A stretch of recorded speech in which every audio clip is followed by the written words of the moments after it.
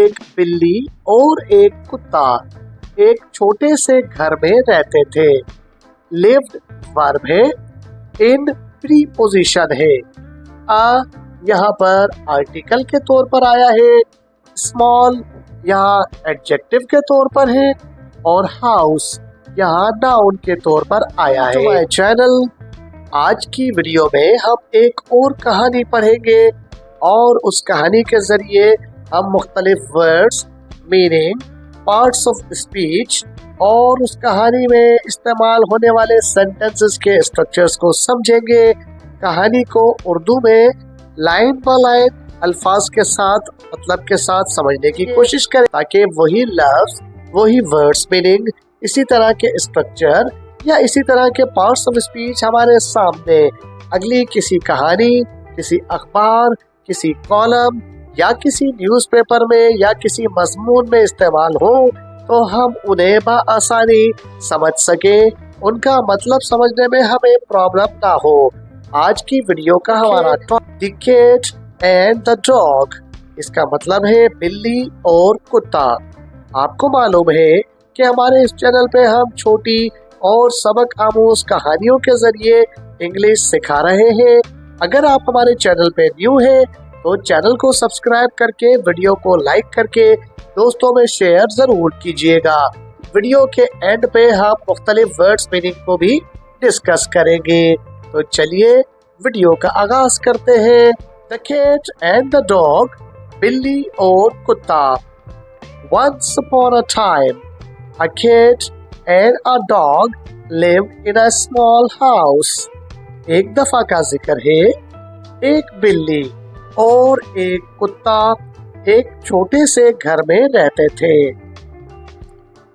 Once upon a time का मतलब है एक दफा की बात है या एक दफा का जिक्र है। ये एक पूरा फ्रेज है जो अक्सर साथ ही इस्तेमाल होता है। A cat का मतलब होता है एक बिल्ली, एंड और आ का मतलब होता है एक। कैट इस जुमले में नाउन है और एंड इस जुमले के अंदर कंजंक्शन है, जबकि आ इस जुमले में आर्टिकल के तौर पे इस्तेमाल हुआ है। डॉग का मतलब होता है कुत्ता और डॉग एक जानवर का नाम है, लिहाजा ये भी एक नाउन है। लिव्ड का मतलब होता है रहते थे, इन का मतलब होता है में, स्मॉल का मतलब होता है छोटा या छोटे, हाउस का मतलब होता है घर। They were best friends but often fought over food. वो अच्छे दोस्त थे लेकिन अक्सर खाने पर लड़ते थे। दे का मतलब होता है वो और ये यहाँ कुत्ता और बिल्ली दोनों के लिए इस्तेमाल, ये यहाँ प्रोनाउन है। वर्ब का मतलब होता है थे, ये हेल्पिंग वर्ब है और जमा के लिए इस्तेमाल हुआ है।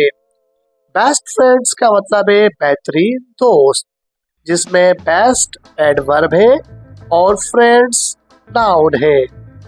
बट का मतलब होता है लेकिन और ये यहाँ पर कंजंक्शन है।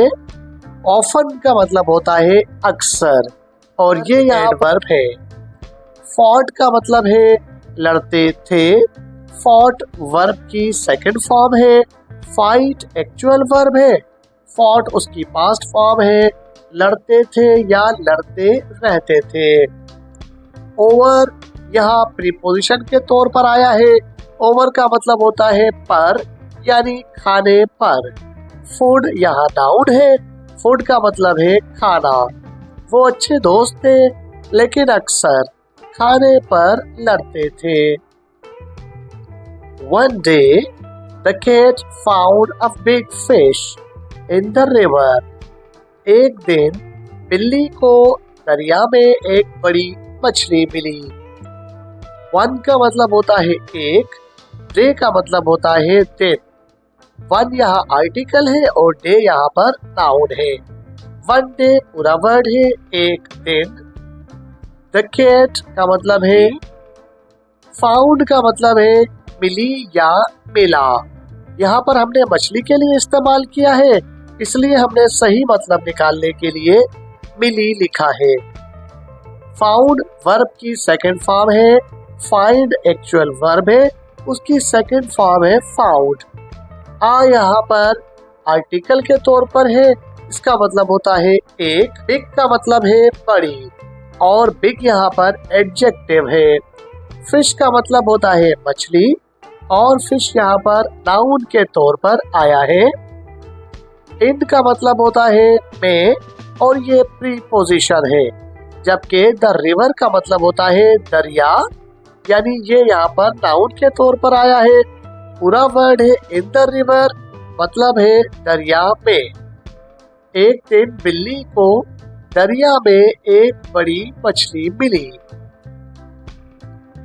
She wanted to eat it alone.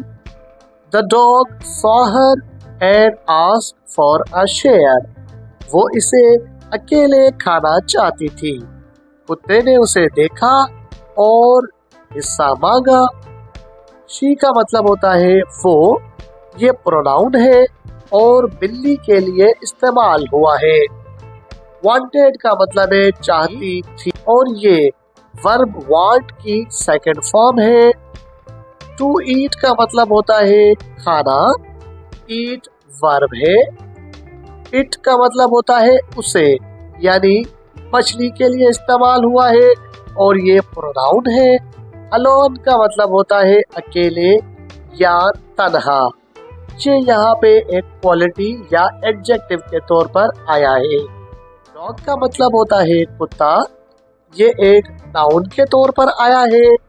Saw का मतलब होता है देखा, ये सी वर्ब की सेकंड फॉर्म है। हर का मतलब होता है उसे, यानी ये बिल्ली के लिए आया है और ये प्रोनाउन है। एंड का मतलब होता है और, ये कंजंक्शन है। आस्क वर्ब की सेकंड फॉर्म है, आस्क्ड, और उसका मतलब होता है कहा या पूछा। यहाँ पर मीनिंग के लिहाज से इसका मतलब बनेगा पूछा। एंड आस्क्ड और पूछा। फॉर प्रीपोजिशन है, फॉर का मतलब होता है के लिए। आ यहाँ पर आर्टिकल है, का मतलब होता है हिस्सा। फॉर अ शेयर का मतलब है अपने हिस्से के लिए। वो इसे अकेले खाना चाहती थी। कुत्ते ने उसे देखा और हिस्सा मांगा। The cat refused and ran away with the fish. The dog chased her through the garden. बिल्ली ने इनकार कर दिया और मछली लेकर भाग गई। कुत्ता उसके पीछे बाग में भागा। The cat का मतलब होता है बिल्ली, ये नाउन है। इसका मतलब होता है इनकार कर दिया या इनकार किया, और ये वर्ब की सेकंड फॉर्म है, पास्ट फॉर्म है। फर्स्ट फॉर्म है रिफ्यूज। एंड कंजंक्शन के तौर पर आया है। रेन अवे का मतलब होता है दूर भाग गई। रेन रन वर्ब की सेकंड फॉर्म है। अवे का मतलब होता है दूर। पूरा वर्ड है रन अवे, दूर भाग गई। विद का मतलब होता है के साथ, यानी यहाँ पर अपने साथ लेकर भाग गई। किस चीज को? द फिश, मछली को। द डॉग का मतलब होता है कुत्ता, ये नाउन है। जबकि चेज्ड वर्ब है और ये वर्ब की सेकंड फॉर्म है चेज की। इसका मतलब है पीछा किया। हर का मतलब है उसका, और ये बिल्ली के लिए आया है, प्रोनाउन है। थ्रो का मतलब है उसमें से या उसके जरिए, ये प्रीपोजिशन है। गार्डन का मतलब है बाग, ये नाउन है। पूरा वर्ड है थ्रो द गार्डन, इसका मतलब है बाग में से। बिल्ली ने इनकार कर दिया और मछली लेकर भाग गई। कुत्ता उसके पीछे बाग में भागा। While running, the cat slipped and fell. The fish fell into the hole and was lost. दौड़ते हुए बिल्ली फिसल गई और गिर गई। मछली एक गड्ढे में गिर गई और खो गई। While का मतलब है जबकि, और ये एक कंजंक्शन है। रनिंग का मतलब है दौड़ते हुए, ये वर्ब है। पूरा वर्ड बनता है व्हाइल रनिंग। भागते हुए का मतलब है बिल्ली। स्लिप्ड का मतलब है फिसली। फेल का मतलब है गिर गई। एंड कंजंक्शन के तौर पर आया है। बिल्ली फिसली और गिर गई। द फिश का मतलब है मछली और ये नाउन है। फेल का मतलब है गिर गई और ये फॉल वर्ब का सेकंड फॉर्म है। इन प्रीपोजिशन है, उसका मतलब है में। होल नाउन है, उसका मतलब है खड्डा या गढ़ा। कंजंक्शन है। वॉज का मतलब है था, थी और थे। लॉस्ट वर्ब की सेकंड फॉर्म है लॉस की, और लॉस्ट का मतलब है गुम हो गई। पूरा वर्ड है एंड वॉज लॉस्ट और गुम हो गई। दौड़ते हुए बिल्ली फिसल गई और गिर गई। मछली एक गड्ढे में गिर गई और खो गई।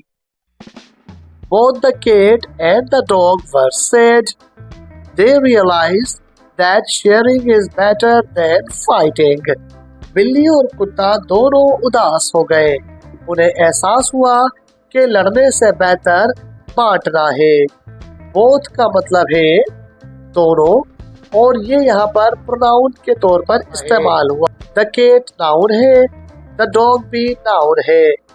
वर हेल्पिंग वर्ब है। सेड एडजेक्टिव है जिसका मतलब है दुखी हुए। दे यहाँ पर प्रोनाउन के लिए आया है, उन दोनों के लिए यानी बिल्ली और कुत्ते के लिए। रियलाइज्ड का मतलब है एहसास हुआ, ये वर्ब की पास्ट फॉर्म है। शेयरिंग का मतलब है बांटना, ये वर्ब है। बेटर का मतलब है बेहतर है और ये यहाँ पर एडवर्ब है। देन का मतलब है उससे, ये यहाँ पर मुकाबले के तौर पर आया है। फाइटिंग का मतलब है लड़ने से, ये यहाँ पर नाउन के तौर पर आया है। बिल्ली और कुत्ता दोनों उदास हो गए। उन्हें एहसास हुआ कि लड़ने से बेहतर बांटना है। फ्रॉम दैट डे, उस दिन से, दे ऑलवेज शेयर्ड फूड, उस दिन के बाद से वो हमेशा खाना बांटते थे। Their friendship grew stronger, उनकी दोस्ती और मजबूत हो गई। From प्रीपोजिशन है, से के लिए इस्तेमाल हुई है। That day का मतलब है उसी दिन से। वर्ड है from that day। They का मतलब है वो या वो दोनों, प्रोनाउन के तौर पर आया है। Always का मतलब है हमेशा और ये एडवर्ब है। Shared का मतलब मिलकर या बराबर बराबर या बांटना, ये वर्ब की सेकंड फॉर्म है। फूड का मतलब है खाना और ये नाउन है। पूरा वर्ड है शेयर्ड फूड, खाना मिलकर खाने लगे। देयर का मतलब है उनका या उनकी, ये पॉसेसिव प्रोनाउन। फ्रेंडशिप का मतलब है दोस्ती, ये नाउन है। ग्रीव का मतलब है बड़ी, ये वर्ब की सेकंड फॉर्म है। असल वर्ब है ग्रो, सेकंड फॉर्म है ग्रीव बढ़ी। स्ट्रॉन्गर का मतलब है मजबूत और ये यहाँ पर एडजेक्टिव की फॉर्म है। देयर फ्रेंडशिप ग्रो स्ट्रॉन्गर, उनकी दोस्ती मजबूत होने लगी या मजबूत हुई।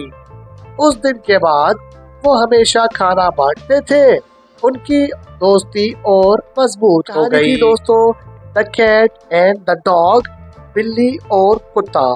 इस कहानी का मॉरल यानी अखलाकी सबक क्या है, ये आप मुझे कमेंट बॉक्स में बताइएगा।